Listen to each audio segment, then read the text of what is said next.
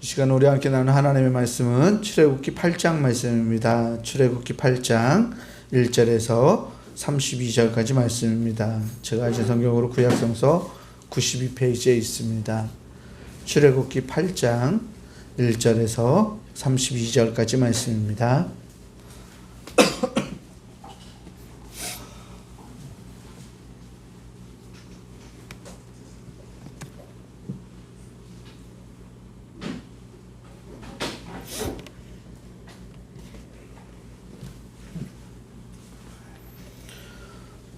출애굽기 8장 1절에서 32절까지 제가 한 절, 여러분들 한 절 나누어서 교독하겠습니다. 여호와께서 모세에게 이르시되 너는 바로에게 가서 그에게 이르기를 여호와의 말씀에 내 백성을 보내라. 그들이 나를 섬길 것이니라.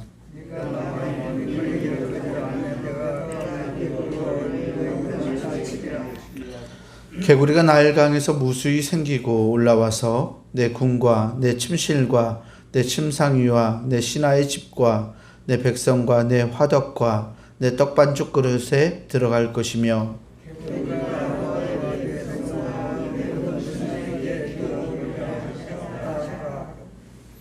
여호와께서 모세에게 이르시되 아론에게 명령하기를 내 지팡이를 잡고 내 팔을 강들과 운하들과 모두 위에 펴서 개구리들이 애굽 땅에 올라오게 하라 할지니라.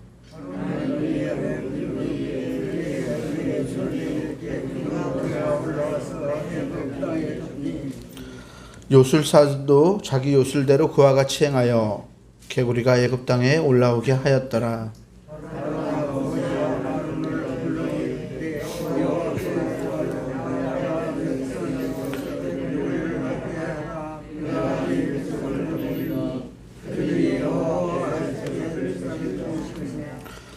모세가 바로에게 이르되 내가 왕과 왕의 신하와 왕의 백성을 위하여 이 개구리를 왕과 왕궁에서 끊어 나일강에만 있도록 언제 간구하는 것이 좋을런지 내게 분부하소서.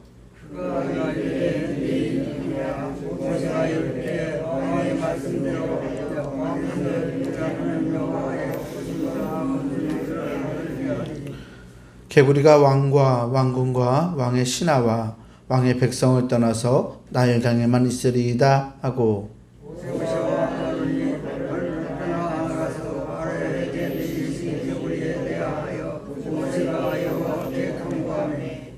여호와께서 모세의 말대로 하시니 개구리가 집과 마당과 밭에서부터 나와서 죽은지라.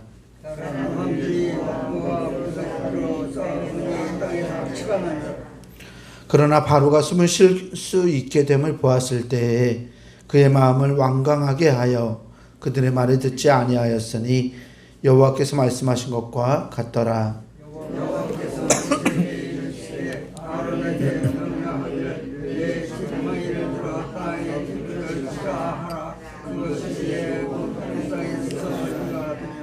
그들이 그대로 행할세 아론이 지팡이를 잡고 손을 들어 땅에 티끌을 치매 애굽 온 땅의 티끌이 다 이가 되어 사람과 가축에게 오르니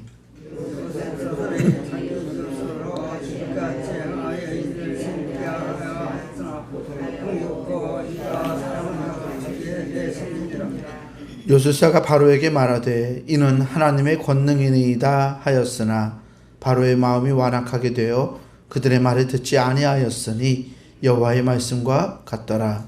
여호와께서 모세에게 이르시되 아침에 일어나 바로 앞에서 그 아무를 묻은 곳으로 나오니 그의 해를 이르기를 여호와께서 지금서 하시기를 내 백성을 보내 그리면 그들이 나를 섬길 것이라.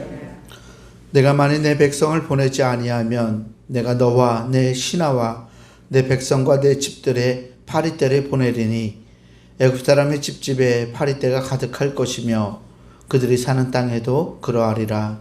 나는 내 백성이 거주하는 그 땅을 보하여 그곳을 바라보게 하리니 이로 말미암아 이 땅에서 내가 여호와의 이름을 알게 될 것이라.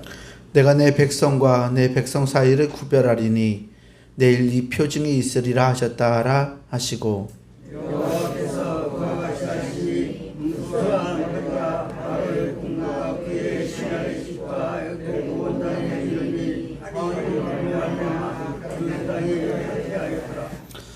바로가 모세와 아론을 불러 이르되 너희는 가서 이 땅에서 너희 하나님께 제사를 드리라.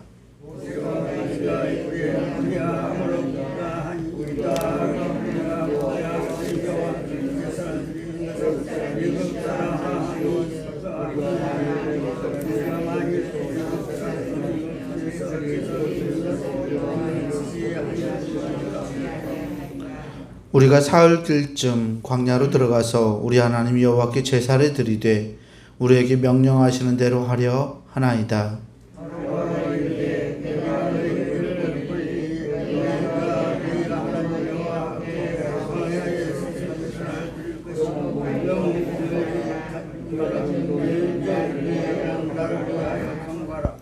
모세가 이르되 내가 왕을 떠나가서 여호와께 간구하리니 내일이면 파리떼가 바로와 바로의 신하와 바로의 백성을 떠나려니와 바로는 이 백성을 보내어 여호와께 제사를 드리는 일에 다시 거짓을 행하지 마소서 하고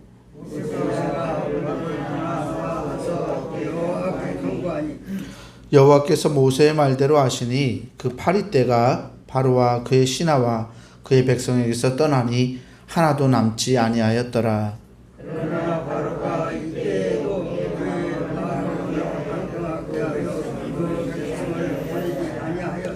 아멘.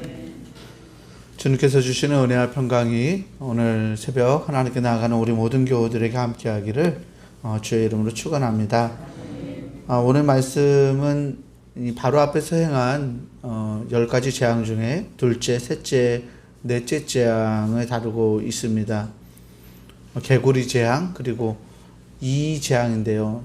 따로 이 번역이 좀 불확실한데 모기 재앙이라고 말하기도 합니다. 이 이나 모기나 이 언어가 똑같아서 모기 재앙 또는 이 재앙이라 말하는 재앙 그리고 파리가 많아지는 이 넷째 재앙까지 오늘 말씀에는 기록되고 있습니다.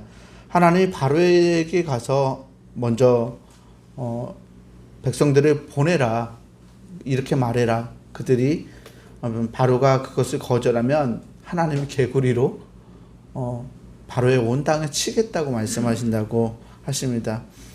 굉장히 익살스러운 재앙이에요. 개구리 재앙.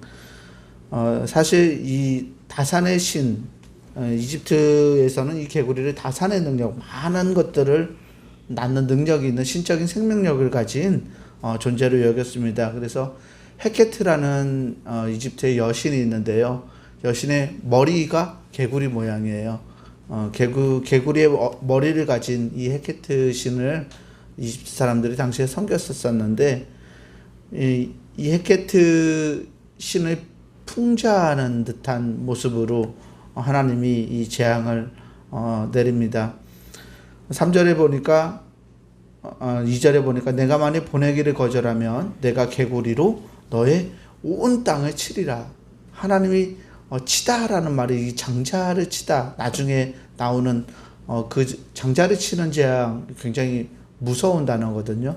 그런데 이 무서운 단어를 이렇게 언급하는 듯한 암시하는 듯한 그런 말로 이 개구리로 온 땅을 치겠다고 말씀하십니다. 그래서 하나님이 치는 결과 개구리가 어떻게 됐어요? 나일강에서 막 강에서 무수히 생기고 보면 궁, 침실, 침상이, 신하의 집, 백성, 화덕, 떡반죽 그릇에 개구리가 들어갈 것이라고 이야기해요. 개구리가 풍요의 신이고 다산의 신이거든요. 풍요롭고 다산을 상징하는데 정말 다산이 되는 거예요.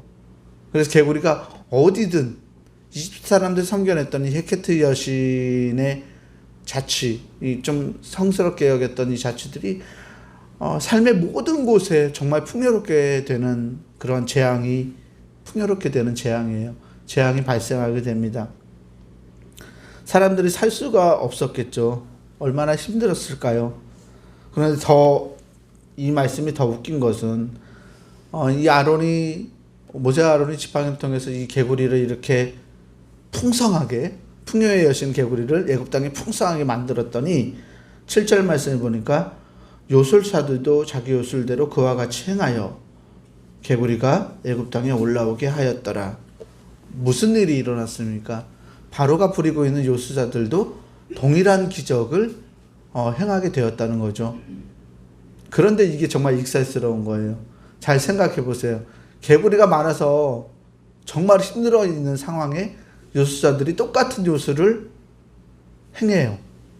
개구리가 2배로 많아진 거예요. 풍요로운. 이 풍요를 상징하는 개구리가 안 그래도 힘들었는데 요술사들이 그것을 따라하니까 개구리 숫자가 더 많아지게 된 거죠. 얼마나 힘들었을까요?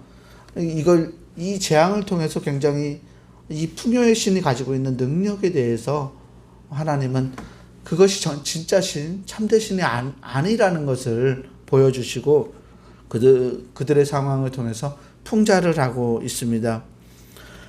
파라오가 처음에는 어떤 변화를 발견하지 못했습니다. 술객들을 불러서 이 개구리들을 어떻게든 처치했을 수도 있죠. 이 개구리가 너무 넘쳐나니까 바로가 모세와 아론을 불러서 8절에서 이렇게 말해요. 나와 내 백성에게서 개구리를 떠나게 하라. 내가 이 백성을 보내리니 그들이 여호와께 제사를 드릴 것이니라. 이스라엘 시브리 백성들이 제사를 드릴 수 있도록 개구리를 떠나게 하라. 그것을 내가 허락하겠다고 하니까 모세가 언제 이 개구리를 왕궁에서 또 삶에서 끊어내어서 이 개구리가 날강에만 있도록 할까요? 라고 말합니다. 바로가 지금 당장 하지 말라고 지금 당장 없애라고 이야기하지 않고 내일이라고 말합니다.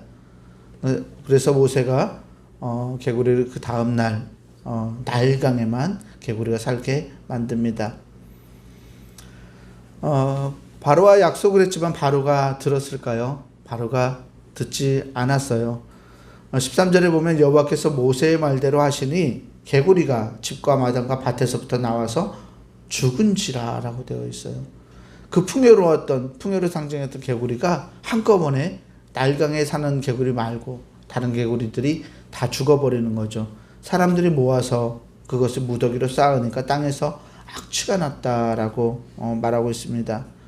하지만 이 바로는 자기가 숨을 수 있는 여력이 생겨나니까 그 약속을 지키지 않고 이스라엘 백성들을 보내지 않습니다. 하나님께서 이제 모세에게 명령하셔서 지팡이를 들어 땅에 티끌을 치라고 16절에 말씀합니다. 그것이 애굽 온 땅에서 이가 될 것이다 또는 모기가 될 것이다 라고 말해요. 그래서 땅에 티끌을 셋째 재앙을 일으키죠. 땅에 티끌을 칩니다. 했더니 정말 사람과 가축에게 이 또는 모기가 그렇게 번성하게 되는 사건이 벌어집니다. 그런데 이번에는 이 바로의 요술사들이 그것을 따라하지 못하죠. 자기 요술로 그같이 행하여 이를 생기게 하려 하였으나 못하였고 이가 사람과 가축에게 생긴지라 라고 말합니다. 그러면서 요술사들이 바로에게 그렇게 고백합니다. 19절 말씀을 보면요. 이렇게 말하는 걸 볼 수 있어요. 요술사가 바로에게 말하되 이는 하나님의 권능이니이다 하였으나 바로의 마음이 완악하게 되어 그들의 말을 듣지 아니하였으니 여호와의 말씀과 같더라. 아멘. 문자 그대로 번역하면 하나님의 권능이라는 것은 하나님의 손가락이라는 말이에요. 아론의 지팡이, 모세와 아론의 지팡이를 보고서 바로의 요술사들이 하나님의 손가락입니다. 하나님의 권능입니다. 하나님의 힘입니다. 라고 그렇게 고백을 하죠. 자기들은 이 일을 못 만들어냈어요. 티끌에서 이를 만들어냈다는 것. 이 티끌은 사람을 창조한 그 티끌, 사람을 창조한 흙 같은 단어인데요. 이 사람을 창조한 티끌로부터 이 일을 만들어냅니다. 그리고 그것을 잘 생각해 보면 사람들이 생각했을 때 사람의 존재의 근원은 티끌에서 와서 티끌로 다시 돌아가게 됩니다. 그런데 사람의 존재의 근원인 이 티끌, 그리고 사람이 돌아갈 목적인 티끌로 돌아가는 이 티끌, 이 양쪽의 존재의 근원과 목적이 되는 티끌을 모두 다 이와 모기로 변하게 하셨다라고 생각하는 거예요. 그렇다면 사람의 존재의 근원을 하나님께서 흔드셨다는 말씀이 됩니다. 이집트 사람은 돌아갈 자리가 없게 되고 나올 자리가 없게 되는 거예요. 상징적으로 생각했을 때 하나님이 그들의 근원과 그들의 목적을, 삶의 목적을 흔드셨을 때 요술사들은 그것이 하나님의 권능이라고 고백을 했고 이 하나님의 권능임을 바로에게 말씀드렸던 것입니다. 그럼에도 불구하고 이 바로는 마음이 완악하게 되어서 하나님의 권능이라는 이것을 믿지 않고 하나님의 말씀을 듣지 않았다라고 성경은 기록합니다. 그리고 이 셋째 재앙이 어떻게 사라졌는지는 언급하고 있지 않아요. 아마도 피조세계에 굉장히 싫어하는 곤충, 싫어하는 해충이잖아요. 이나 모기 어떤 것이었든. 그런데 이것들이 사라졌다는 말이 없습니다. 애굽 땅에 이 재앙이 계속 정착하게 되는 걸로 성경은 우리에게 비춰주고 있습니다. 하나님이 모세에게 이 바로의 완악함을 보고서 넷째 재앙을 일으키게 됩니다. 내 백성을 보내지 아니하면 21절에 보면 내가 너와 내 신하와 내 백성과 내 집들의 파리떼를 보내리니 애굽 사람의 집집에 파리떼가 가득할 것이며 그들이 사는 땅에도 그러하리라. 아멘. 파리재앙, 네 번째 재앙을 하나님이 일으키시는데 조금 독특한 점이 있어요. 그것은 하나님이 이 파리가 생기는 지역을 구별하신다는 점입니다. 22절에 보면 그날에 나는 내 백성이 거주하는 고센 땅을 구별하여, 그러니까 히브리 사람들이 살고 있는 이 고센 땅을 구별해서 그곳에는 파리가 없게 하리니 이로 말미암아 이 땅에서 내가 여호와인 줄을 내가 알게 될 것이라. 아멘. 하나님이 하나님의 백성과 이집트 사람들을 구별하십니다. 그리고 내일 이 표징을 일으키겠다고 예고하시죠. 하나님이 그와 같이 하시니까 파리가 바로의 궁과 신하의 집과 애굽 온 땅이 가득했지만 이스라엘 사람들이 살고 있는 고센 땅에는 파리가 구분되어서 들어가지 않았습니다. 마지막 장자의 재앙에서 하나님이 구별하시는 것처럼 이 파리 재앙도 그 재앙에 있어서 하나님이 이것들을 나누고 구별하실 것을 예견하고 암시하고 있는 그러한 재앙입니다. 하나님이 그렇게 파리를 들끓게 하셨을 때 이집트 땅에 파리를 들끓게 하시자 바로가 모세 아론을 불러서 이 땅에서 너희 하나님께 제사를 드려라 라고 그렇게 허락을 합니다. 그랬더니 모세가 이렇게 말해요. 26절에 모세가 이르되 그리하면 부당하니이다. 우리가 우리 하나님 여호와께 제사를 드리는 것은 애굽 사람이 싫어하는 바인즉 우리가 만일 애굽 사람이 목전에서 제사를 드리면 그들이 그것을 미워하여 우리를 돌로 치지 아니하리이까. 아멘. 모세가 이렇게 자신들의 애굽 땅에서 제사 드리는 것을 싫어한다. 애굽 사람들이 싫어할 거라고 이야기하죠. 애굽 사람들이 싫어했을까요? 좋아했을까요? 실제로 싫어했었을 거예요. 바로가 그것을 인정을 해요. 왜 싫어했냐면 제사를 드리는 짐승이 소와 양인데 이것들도 이집트에서는 신성시하는 동물들이에요. 소도 함부로 이렇게 죽이고 목을 치고 피를 낼 수 있는 그러한 동물이 아니었기 때문에 싫어했어요. 그런데 이 모세 아론은 이렇게 말하자 바로가 이것을 수긍해요.